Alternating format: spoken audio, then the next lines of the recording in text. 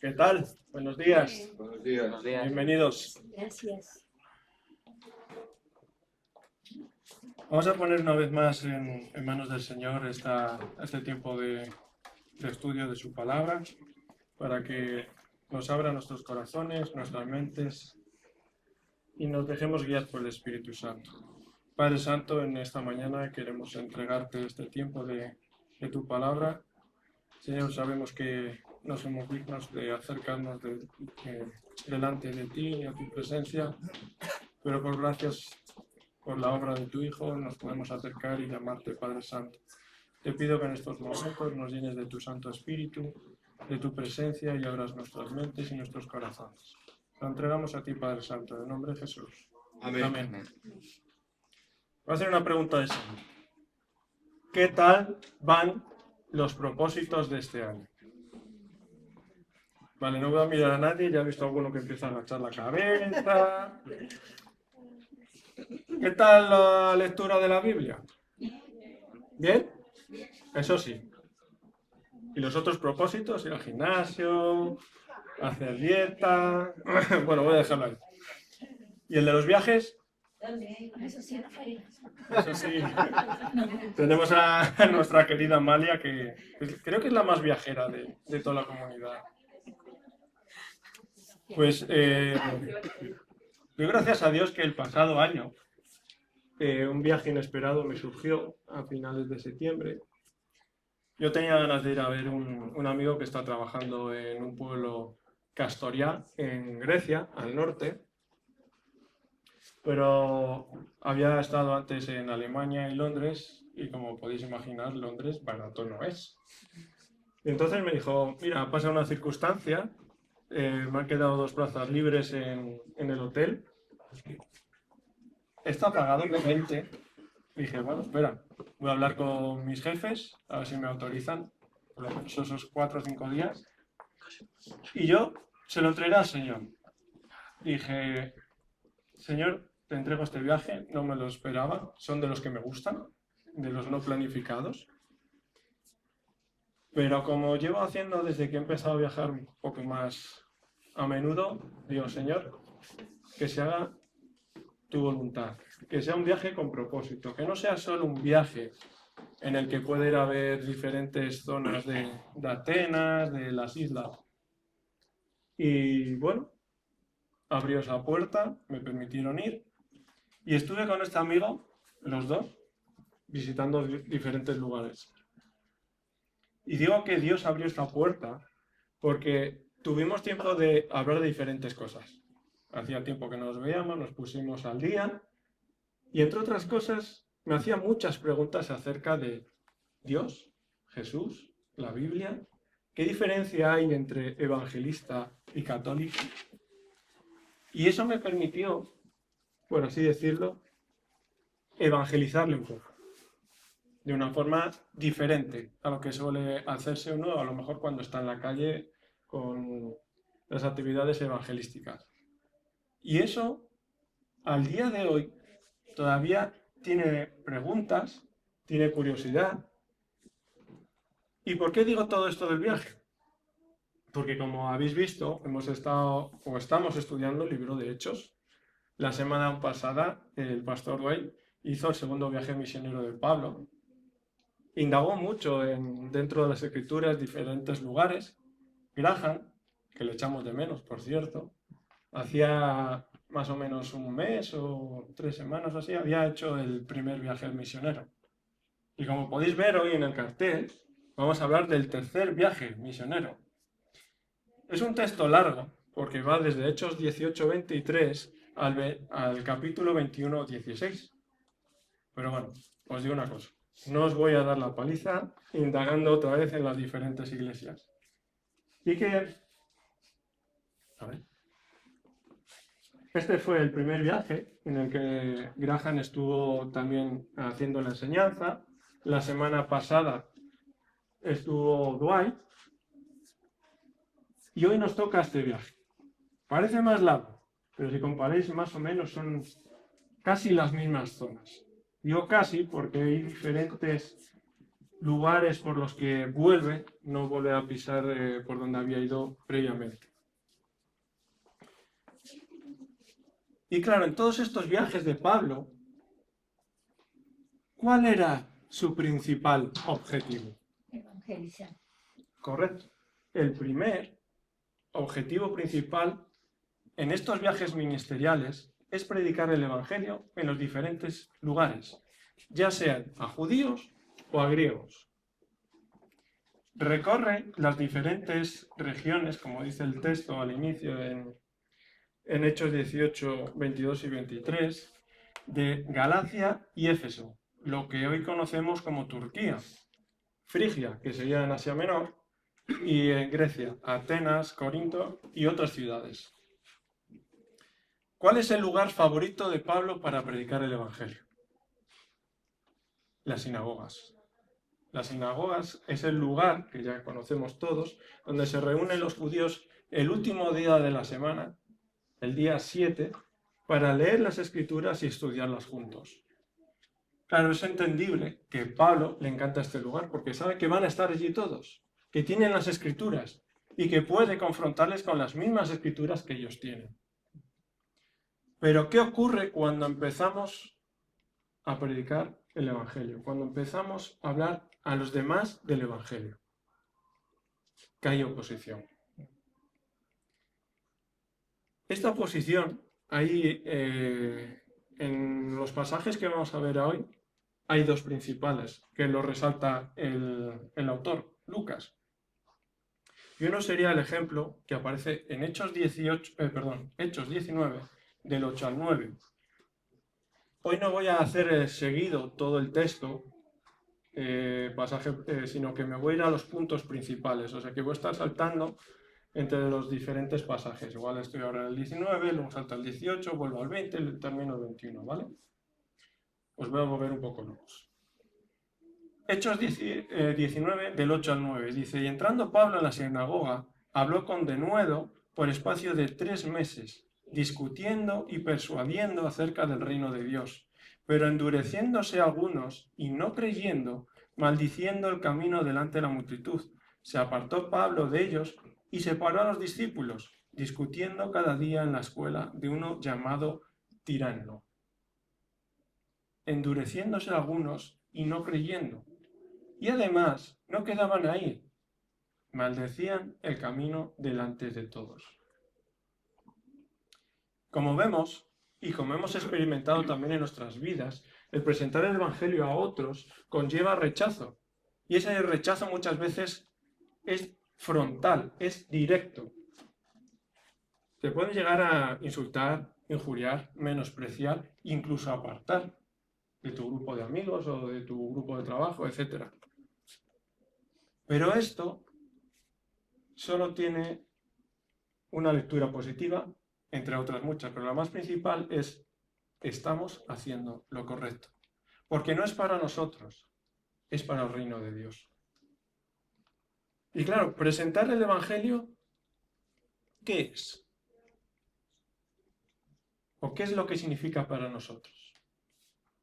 En resumidas cuentas, ya lo conocemos todos, pero el Evangelio es presentar que el hombre es pecador delante de Dios, que le hemos dado la espalda, que no queremos saber nada de Dios, pero si continuamos por ese camino, como dice en Apocalipsis, es el crujir y el llanto en el lago de fuego que nunca se consumen. Con lo cual, si nosotros le damos la vuelta a Dios, nuestra eternidad será sin Dios y no será un plato de gusto, será sufrimiento y dolor. Y un sufrimiento y dolor que no acaba nunca. Pero en sí también son buenas noticias, porque por obra del Señor Jesucristo, nosotros podemos volvernos, mirar a Dios Padre, pedirle perdón, reconocer que somos pecadores y ya somos hijos de Dios. Somos llamados hijos de Dios. Claro que cuando presentamos el Evangelio, no sé si os ha pasado, a mí por lo menos sí, dice, me pasó con una compañera de trabajo que vino nueva este año, bueno, el verano, perdón, Y dije, bueno, si es que estamos muertos, necesitamos sanarnos, necesitamos un Salvador. Y me dice ella, ¿muertos? Yo estoy viva. Claro, hay que ir poco a poco diciendo que no es una muerte física, es una muerte espiritual. Y no es una muerte en la que ya te metes dentro de la tumba, sino es una separación de Dios. Y el otro ejemplo que encontramos en Hechos 19, del 23 al 11, es la otra posición. Y es que el Evangelio destruye ideologías y destruye también algunas tradiciones. Si leéis ese pasaje, encontramos cómo un tal Demetrio, por así decirlo, jefe de los artífices o que hacía templecillos para la diosa Diana, cuando se dieron cuenta de que muchos seguidores que ellos antes tenían escucharon el Evangelio, se apartaron y se alejaron de toda esa idolatría, su rendimiento económico cayó. Y claro, ahí empezamos ya a tener un problema. Y ese problema es que detrás de cada ídolo hay un demonio. No lo digo yo, lo dicen las Escrituras. Y claro, ¿quién no ha viajado por ahí? Y si no hace falta viajar a otro país, sino en nuestras ciudades, muchos sitios donde venden imágenes. Pues eso conlleva un beneficio económico para los vendedores, para los artistas, para los que los crean, etc. Claro, si nosotros nos convertimos, quitamos y nos alejamos de esos ídolos, el rendimiento económico de esas personas decae. Claro, lo que nos dice Lucas en este texto es que se montó una bien, una buena. Hubo una gran discusión, porque se juntaron todos los artífices, empezaron a decir que, claro, esto del camino, esto de la nueva religión que traía Pablo, les hacía perder dinero. Y entonces había dos compañeros de viaje de Pablo, Gallo y Aristarco, que los cogieron de esta turba que se montó y los llevaron al Areópago, a la arena, y un tal Alejandro salió en defensa de ellos.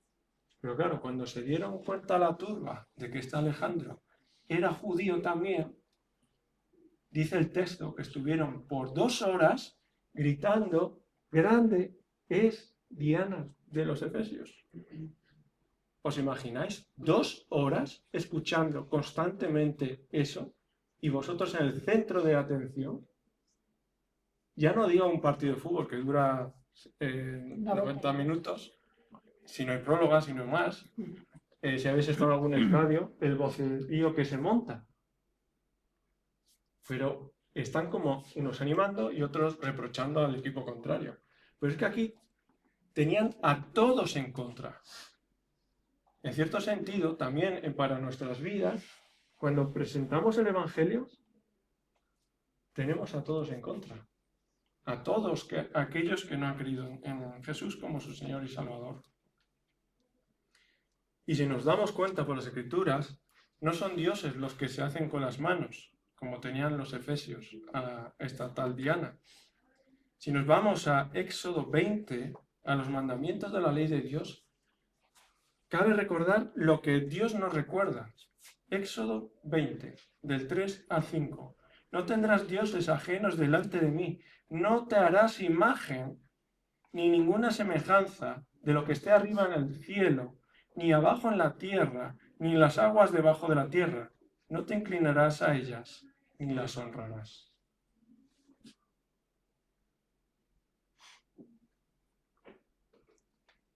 Y también, si avanzamos un poco en el Antiguo Testamento, nos vamos al Salmo 135, del 15 al 18, nos dice: los ídolos de las naciones son plata y oro, obra de manos de hombres, tienen boca y no hablan, tienen ojos y no ven, tienen orejas y no oyen, y tampoco aliento en sus bocas. Semejantes a ellos son los que los hacen, y todos los que en ellos confían. Para mí, como ya sabéis, vengo de trasfondo católico. No me voy a meter con ciertos artistas que hacían ciertas imágenes, porque no me gustaban, eran bastante feas. Pero detrás de cada uno de esos santos, esas vírgenes, hay un demonio. Lo que busca es separar la adoración de Dios a estas imágenes, a estas vírgenes, pensando que ellos como que tuvieran alguna influencia en la voluntad de Dios para cambiarlo. Pero ¿qué es lo que dicen las Escrituras? ¿No? Tienen ojos, porque se lo han pintado, se lo han hecho, pero no ven. Tienen oídos, no oyen nuestras oraciones, solo Dios. Tienen manos y pies y no los mueven. Solo hay que ver en Semana Santa, hay que portarlos, hay que llevarlos encima. Y también, si continuamos con el texto, Pablo ayuda a entender a otros qué es el... A ver, dale, por favor. El Evangelio. Ayuda a entender. En sí no fue Pablo, pero sí dos colaboradores suyos, Priscila y Aquila, quienes ayudan a personas que tienen un corazón dispuesto a predicar las buenas obras, o sea, las buenas nuevas, perdón. En Hechos 18, del 24 al 28, dice que Apolos es un judío natural de Alejandría, en Egipto, que tenía la capacidad de oratoria y un gran conocimiento de las Escrituras, pero le faltaba esa conexión entre lo que ellos conocían del Antiguo Testamento con Jesús, el Mesías prometido, que había estado viviendo con ellos no hacía mucho tiempo. Este varón no le faltaba valentía, pues sin conocer a Jesús se ponía a predicar el Evangelio, se ponía a predicar las buenas nuevas de Dios. Pero claro, cuando lo oyen estos dos compañeros de Pablo, le cogieron aparte, le dijeron, voy a parafrasear, ven aquí, Bonico, que te voy a explicar una cosita. Le dice, tú lo que estás explicando está correcto, pero te falta esto. Y pone que se lo explicaron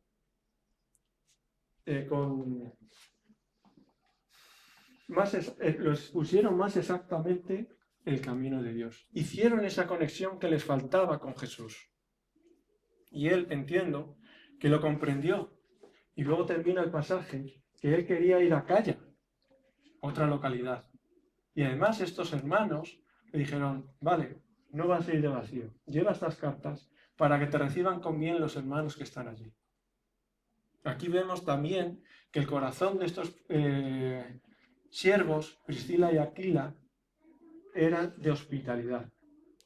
Ya sabemos quién eres, ya sabemos el trabajo que haces. Ahora ve a hospedarte a un lugar donde vas a estar cómodo, o por lo menos te van a recibir con bien.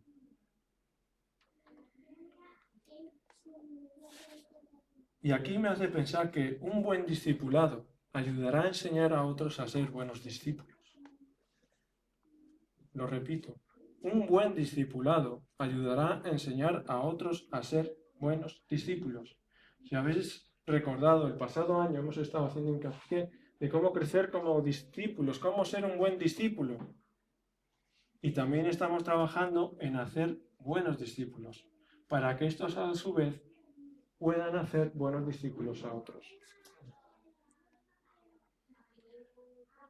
Pablo enseña también a otros discípulos. Y en este caso les enseña quién es el Espíritu Santo. Porque está como oculto en el Antiguo Testamento. Digo como oculto porque si estudiamos, le vemos cómo está trabajando. Pues sabemos que es la tercera persona de la Trinidad. Está Dios Padre, Dios Hijo, Dios Espíritu Santo. Y está en la creación, presente en nuestras vidas y en toda la Escritura. Y mira lo que le dice Pablo a estas personas en Hechos 19, del 2 al 7. Pablo les dijo, ¿recibisteis el Espíritu Santo cuando creísteis? Y ellos le dijeron, ni siquiera hemos oído si hay Espíritu Santo. Entonces dijo, ¿en qué pues fuisteis bautizados? Ellos dijeron, en el bautismo de Juan. Y dijo Pablo, Juan bautizó con bautismo de arrepentimiento, diciendo al pueblo que creyese en aquel que vendría después de él, esto es, en Jesús el Cristo. Cuando oyeron esto, fueron bautizados en el nombre del Señor Jesús. Y habiéndole impuesto Pablo las manos, vino sobre ellos el Espíritu Santo, y hablaban en lenguas y profetizaban. Eran por todos unos 12 hombres. El Espíritu Santo es el consolador que Jesús nos prometió. Primero se lo dijo a los apóstoles, pero no solo quedaba ahí en ellos en esta promesa. Si habéis leído en Juan 14:26, mas el Consolador, el Espíritu Santo, a quien el Padre enviará en mi nombre, Él os enseñará todas las cosas y os recordará todo lo que yo os he dicho. Y gracias al trabajo que hizo el Espíritu Santo, hoy tenemos los Evangelios. Porque si habéis parado a pensar alguna vez cómo pudieron retener en su mente todo lo que hizo Jesús y plasmarlo luego en un papel, en un pergamino. Es increíble, la verdad. Pero también el Espíritu Santo es quien nos ayuda en los momentos difíciles, en nuestra debilidad. Y si acudimos a Él con corazón sincero, como está escrito en Romanos 8:26, de igual manera el Espíritu nos ayuda en nuestra debilidad. Pues, ¿qué hemos de pedir como conviene? No lo sabemos, pero el Espíritu mismo intercede por nosotros con gemidos indecibles. Cuando estamos muchas veces en momentos difíciles, en situaciones complicadas, clamamos a Dios. Es casi cuando más nos acordamos de Dios, en los momentos difíciles. Y ¿no os ha pasado que estáis orando y diciendo, no sé cómo explicarlo, cómo exponérselo, cómo decírselo a Dios? Pues gracias que el Espíritu Santo, que escudriña nuestros corazones, sabe lo que queremos, sabe lo que necesitamos, y Dios lo escucha. Dios sabe, casi cuando, antes de que vayamos a hacerlo, Él ya lo sabe. Y si nos dejamos guiar por el Espíritu Santo, es el que guiará nuestras vidas. Y si veis en todos estos escritos, Pablo se deja guiar por el Espíritu Santo y le lleva a diferentes lugares. El segundo punto de esta mañana de la misión de Pablo es establecer y afianzar a las iglesias. Como decía al inicio, Pablo se centra, según Hechos 18:23, en Galacia y Frigia. Ya sabemos que es Turquía y Asia Menor, ¿vale? Para que tengáis un... Bueno, lo voy a poner el mapa para no... Dale otro poco. Uno para adelante. Y también aparece en Macedonia y en Grecia. Si vemos el recorrido que hace Pablo por todas estas zonas, se calcula que aproximadamente hizo unos más de 16.000 kilómetros, que tardó aproximadamente entre 3, 4 o 5 años, depende del autor o el historiador que busques, pero nos hace ver la gran distancia que recorrió, todas las iglesias que visitó y todas las que, por así decirlo, plantó. Pues las iglesias más relevantes en sus viajes las tenemos aquí, en Filipos, Tesalónica, Berea, Atenas, Corinto y Éfeso. Son las más importantes, estuvo más y ha creado más iglesias, sí. Pero, y aparte de este tiempo que estuvo viajando, en estos 3 viajes, escribió lo que conocemos como las cartas y las epístolas.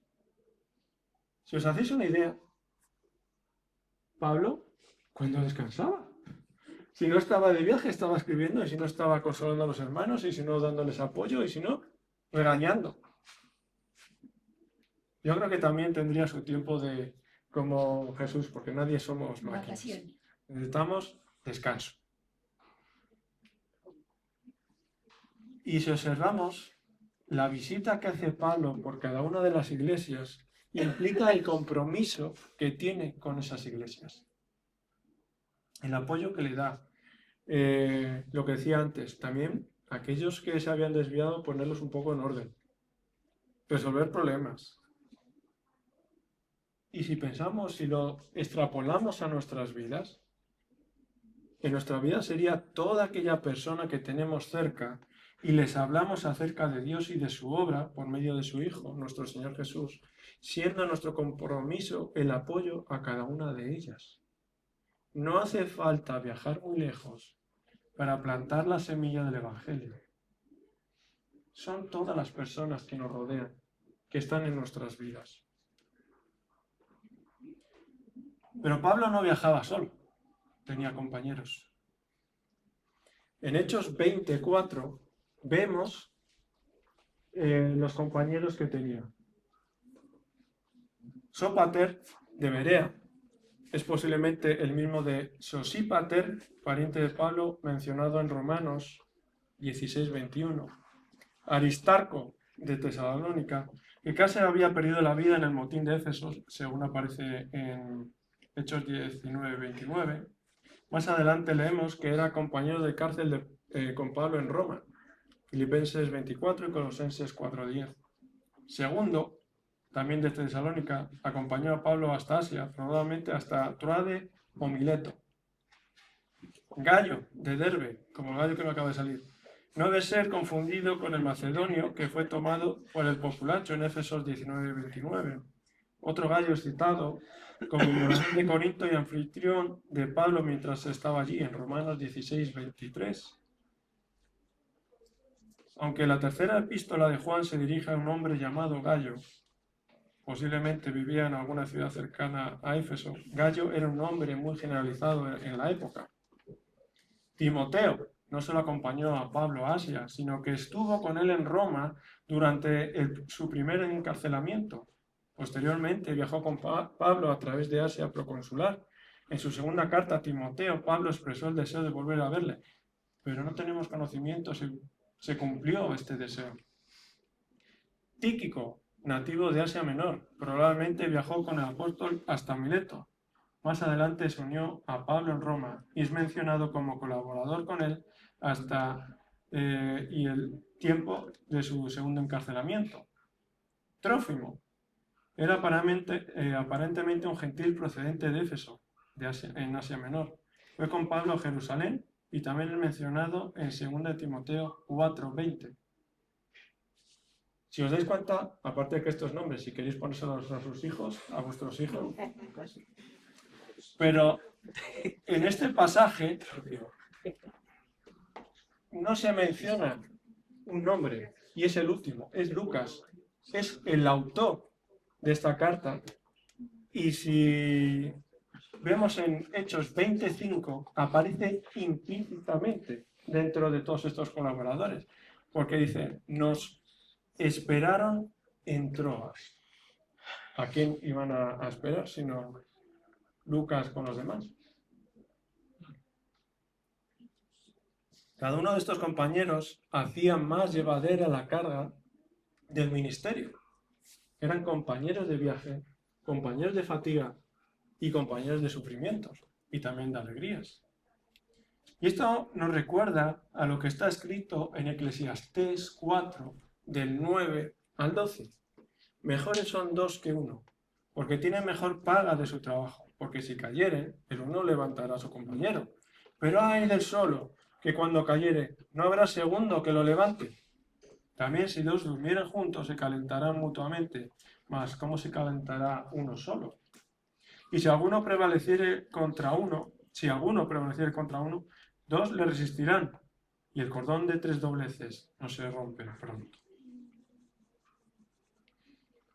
Qué importante es tener en nuestras vidas a alguien que nos esté apoyando, ayudando, compartiendo, alguien con el que poder hablar y descargar nuestras cargas, nuestros problemas. Tampoco sin aburrirle y sin destrozarle también la vida a él con nuestros problemas. Pero está bien compartirlo. Qué bueno es tener buenos compañeros en la vida. El tercer punto de esta mañana son los milagros que hace Pablo. Voy a mencionar 3 que aparecen de forma relevante. Uno ya lo hemos leído, que son de los 12 hombres que reciben el Espíritu Santo y comienzan a hablar en lenguas y a profetizar. Es curioso esto de hablar en lenguas. Tuve una discusión con los compañeros del seminario hace unos años, a que veníamos de viaje, y salió el tema de, bueno, ¿quién cree en esto de hablar en lenguas? Claro, si vas al griego, al vas al original, se traduciría como idiomas, ¿vale? Y no deja de ser un idioma, el lenguaje angelical, porque Pablo lo dijo. Pero yo era reacio a entender un poco este tema de las lenguas, hasta que el Señor puso en mi vida a una persona que sí que hablaba en lenguas. Y me sorprendió mucho. Yo al principio me quedaba como diciendo, ¡qué pedrada! ¿Qué está haciendo? Pero no. Es verdad que me puse a hablar con esta persona para entender un poco más. Y parafraseando lo que me dijo, que le dio ese don. Y también cuando oraba, que esta persona oraba en lenguas, muchas veces no sabía lo que decía. Y una vez le pidió a Dios que pudiera entender aquello que estaba haciendo de su corazón y que estaba haciendo en oración. Y se lo concedió. Así que, bueno, mi pensamiento cambió al respecto. Otro de los milagros que aparece reflejado en Hechos 19, del 11 al 12, es que Dios, por medio de Pablo, hacía muchas curaciones, muchas sanaciones. Solo con traerle esa prenda de esa persona que estaba enferma, a donde estaba Pablo, esa persona quedaba sanada o liberada de los malos espíritus. Dios de verdad, si quiere, puede usarnos para hacer milagros. Quizás no tan visibles, no tan relevantes como puede aparecer en las Escrituras, pero sí cambiando las vidas de las personas. Y también el último milagro es que resucita a un muchacho llamado Eutico. Claro, Pablo llega de viaje, tiene intención de marcharse temprano, pero quiere aprovechar para exponer el Evangelio, las buenas nuevas, y empieza su disertación. Y claro, ya es de noche, porque pone el texto que llegó de noche. Yo me imagino al chavalillo ese ahí sentado, así escuchando a Pablo, que a lo mejor era muy pesado a la forma de hablar o tal, o se hacía muy pesado lo que estaba diciendo. El pobre muchacho quedó en un descanso espíritu, muy descanso, y se cayó, con tan mala suerte que se mató. Pero mira lo que dice al final. Entonces descendió Pablo y se echó sobre él y abrazándole dijo, no os alarméis, pues está vivo. Y ese muchacho volvió a recobrar la vida y a ser testigo, casi, aunque no nos lo digan las Escrituras, pero a ser testigo de los milagros de Dios en sus vidas. Yo sé que a lo mejor alguno está pensando, pues como la chapa que me estás soltando tú ahora, que quiero dormirme un ratico. Pero aguantarme un poco, que ya estamos casi terminando. Y Pablo termina este viaje con su despedida. Es un discurso de despedida que aparece en Hechos 20, del versículo 17 al 38. No lo vamos a leer entero, pero sí que vamos a darle los puntos importantes que he sacado de este discurso. En el primero encontramos la humildad y el servicio que Pablo está exponiendo a los ancianos que han venido de Éfeso y cómo se comportó entre ellos y el servicio que tuvo en su ministerio al Señor. El versículo 19, con toda humildad y con muchas lágrimas y pruebas que me han venido por las asechanzas de los judíos.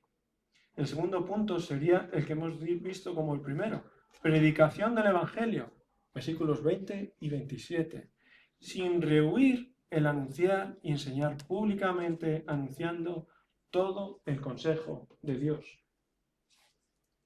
El tercer punto sería las advertencias que habla sobre las divisiones y los falsos maestros. Exhorta a los ancianos a estar atentos. Hechos 20:30. y de vosotros mismos se levantarán hombres que hablen cosas perversas para arrastrar tras sí a los discípulos, para llevarlos de buen camino a las falsas doctrinas o las ideologías del momento. El cuarto punto, entrega a Dios y a su palabra. Hechos 20, 32. Y ahora, hermanos, os encomiendo a Dios y a la palabra de su gracia, que tiene poder para sobreedificaros y daros herencia con todos los santificados. Y termina en los versículos 36, 37 y 38 con una despedida y una oración. Pablo se arrodilla con ellos, ora con ellos y luego les dice que no volverán a ver su rostro, no le volverán a ver, y se despide con lágrimas. Pues Pablo ya tenía en su corazón, en su deseo, ir a Jerusalén, porque quería subir a la fiesta de Pentecostés.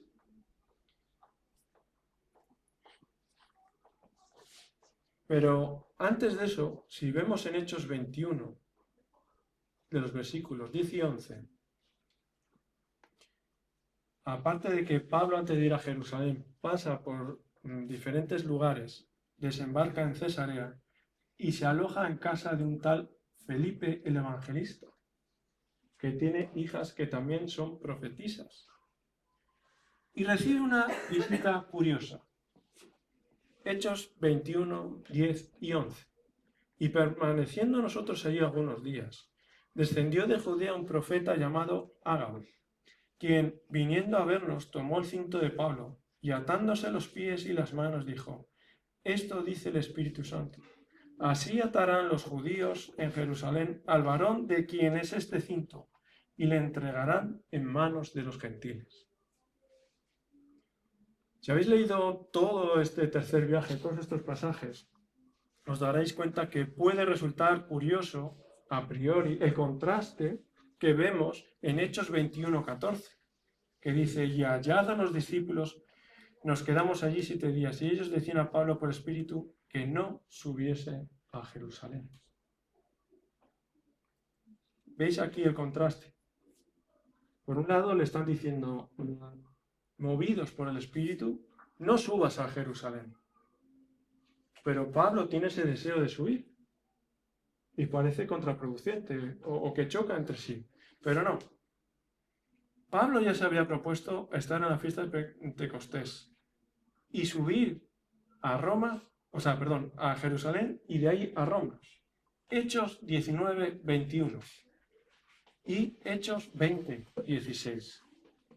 Pablo ya tenía en su corazón, movido por el Espíritu Santo, que debía de ir a Jerusalén. Yo entiendo que los discípulos en Tiro eran conocedores, por medio del Espíritu Santo, lo que le podría acontecer a Pablo cuando subiera a Jerusalén, que sería detenido. Y ese amor que tienen por Pablo, ese cariño, sabiendo que podían provocarle un mal, intentaron convencerle para que no subiera.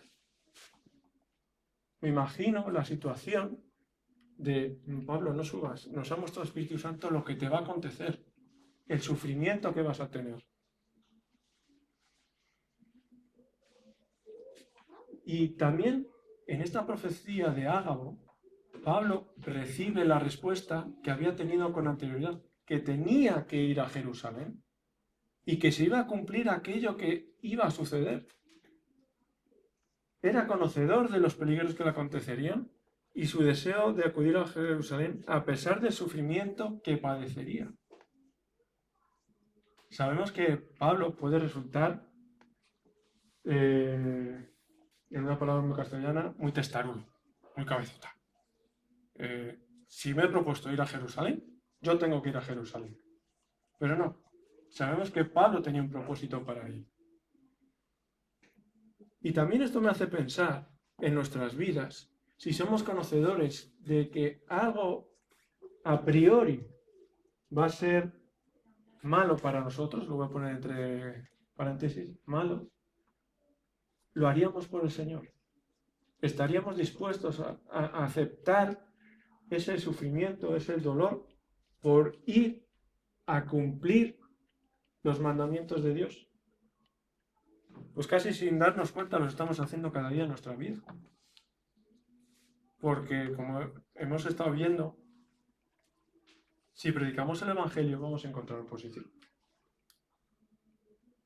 Y en algunos lugares, algunos misioneros, no los misioneros que tenemos aquí o bien en España, que el centro que cabe es una situación cómoda. Pero hay lugares muy complicados en el que su vida no vale nada. Yo realmente admiro a esas personas. Y de ahí radica mi pregunta a cada uno de nosotros. ¿Seríamos capaces de hacer eso por el reino de Dios? Y para ir terminando, unos puntos como conclusión. Pues todo buen discípulo de Jesús tiene que tener como prioridad enseñar el Evangelio, comunicarlo a los demás. Pero en esto somos conscientes que vamos a encontrar oposición. En algunos casos, muy dura. Y aparte, no solo debemos enseñar qué significa el Evangelio, sino quién es Dios, quién es su Hijo Jesucristo y quién es el Espíritu Santo. No hace falta irnos muy lejos, sino a las personas más cercanas y con las que tenemos el trato. Bien puede ser cada una de las iglesias en las que estuvo predicando Pablo. Esas personas que nosotros tenemos cerca serían nuestras iglesias. No digo particulares, pero sí las cercanas, en las que tenemos que tener un cuidado, un mimo con ellas, estar con ellas en todo momento. Sé que es difícil, porque las personas en nuestro trato muchas veces somos difíciles. También una buena compañía en el ministerio nos ayuda a continuar. Tener un apoyo, tener alguien con el que poder hablar y tener esa confianza para compartir los sufrimientos, para poder recibir oración y poder orar por otros. Quizás no veamos unos milagros tan maravillosos como los que hemos visto que ha hecho Pablo, pero yo sinceramente me quedaría con el mayor milagro que pueda ser, que es ver que alguien cercano a mí se convierta y pase a ser hijo de Dios. Y si llegado al final de nuestro tiempo ministerial, ¿cómo sería el resumen? ¿Sería parecido al de Pablo, que terminó la carrera? Y os propongo un propósito más para este año si queréis hacerlo. Si este año somos bendecidos con algún viaje, estamos dispuestos a entregárselo al Señor, no solo para que sea un viaje de ocio, sino que sea para la voluntad de Dios. Vamos a hablar.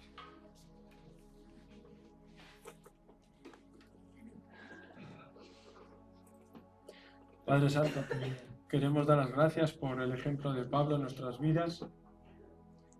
Gracias porque por medio de él aprendemos lo importante que es predicar el Evangelio, lo importante que es cuidar a las personas que tú nos has dado y lo importante que es llevarles por el buen camino. También sabemos que hay dificultades, que hay oposición, que hay luchas, que hay rechazo, pero sabemos que tú estás con nosotros. En esta mañana te pedimos que abras nuestras mentes y nuestros corazones a ti, que rompas toda barrera, que rompas toda dureza que hay en nuestros corazones, que rompas toda venda espiritual y nos pongas la ayuda idónea para el ministerio, para nuestra vida, que sea un buen compañero de viaje. Te pido, Señor, por todas las personas que están hoy aquí reunidas, las que nos están viendo ahora y las que nos verán luego en redes, para que también llegues a sus vidas, toque sus corazones y escriban sus nombres en el libro de la vida. Te lo entregamos a ti y te lo pedimos, Padre Santo, en el nombre de Jesús. Amén.